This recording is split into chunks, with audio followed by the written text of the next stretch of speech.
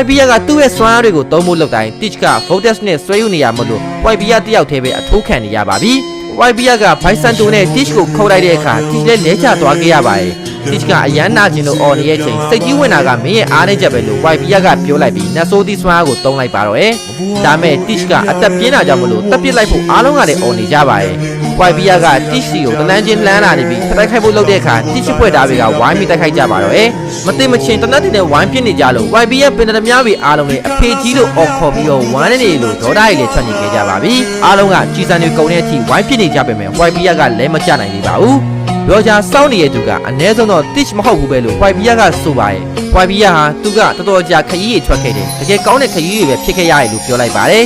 YBR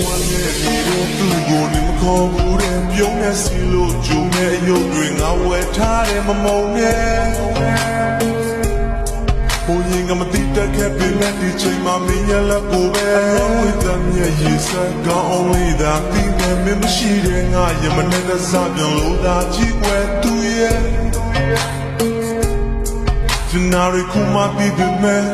မင်းငါရှိမနေခဲ့